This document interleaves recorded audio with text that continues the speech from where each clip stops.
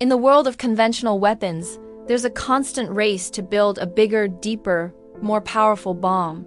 From the BLU-109 to the GBU-28, bunker busters are engineered to reach protected targets deep underground.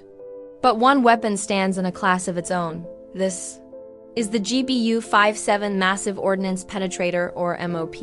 A 30,000-pound precision-guided projectile built not just to hit a target, but to dig through 200 feet of solid concrete to get to it.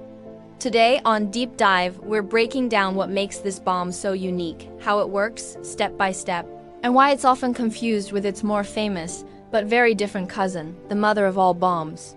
To understand the MOP's scale, let's compare it to its predecessors. First, the BLU-109, a 2,000-pound bomb from the 1970s. It can punch through about 5 feet of reinforced concrete. Then we have the GBU-28, the bunker buster used in the Gulf War, with its laser guidance. It can reach depths of nearly 20 feet, the height of a 2-story building. But they are utterly dwarfed by the GBU-57. This weapon is designed to penetrate over 200 feet, the equivalent of a 20-story building turned upside down and buried. This isn't an incremental upgrade. It's a monumental leap in destructive engineering. So what's inside this 20-foot-long, 31-inch-wide steel spear? The key is its body, making up over 80% of its weight. It's forged from a special high-performance steel alloy to survive the incredible impact. At the front, a hardened steel nose cap and a fuse well. Inside runs a conduit connecting to a 5,000-pound explosive warhead. Crucially, the main detonator is in the tail delayed action fuse that allows the bomb to bore deep before exploding. In the tail section, we find its brain, a military-grade GPS inertial navigation system kit. This guides the bomb. The 4 large lattice fins at the rear aren't for show. They're active control surfaces that adjust in flight, gliding this massive weight with precision. For context, let's see how a standard guided bunker buster works. It has a laser or GPS seeker in the nose, adjustable fins for guidance, and a hardened steel casing surrounding its explosive payload. Its relatively slender shape lets it displace less material, driving it deeper on impact. The principle is the same: convert height and weight into piercing kinetic energy. The MOP simply takes this principle to its absolute extreme. The deployment of the MOP is a multi-stage symphony of destruction. Step 1. Deployment. The only aircraft that can carry it internally is the B-2 Spirit stealth bomber, which can carry 2. It flies at high altitude to release the weapon. Step 2. Targeting and AMP guidance. Once released, its onboard GPS, INS, takes over, navigating it toward the pre-programmed coordinates.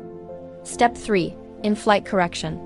This is where those lattice fins come alive. They constantly tweak the bomb's glide path.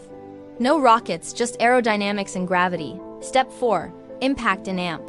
Penetration. This is the moment of truth. Striking at supersonic speed, its enormous weight and streamlined design allow it to bury itself through layer after layer of fortified concrete, relying purely on kinetic energy. Step 5. Detonation. This is the clever part. It has dual fuses for reliability, a G-force sensor and a delayed timer. They're in the tail to avoid damage during penetration. Only after it has reached its maximum depth does it detonate, collapsing structures from within with the force of a man-made earthquake. This is a crucial distinction. The MOP Massive Ordnance Penetrator is a ground-penetrating bunker buster. Its job is to go deep. The MOAB, Massive Ordnance Air Blast, nicknamed the mother of all bombs, is the opposite. It's a 21,600-pound fuel-air explosive designed to detonate above ground, creating a massive overpressure blast wave to destroy surface structures and clear large areas. It's deployed from a cargo plane like the C-130, not a stealth bomber. One digs, the other obliterates. Completely different tools for different jobs. Power like this doesn't come cheap. The development program for the MOP cost nearly $500 million, with each individual unit priced around $3.5 million.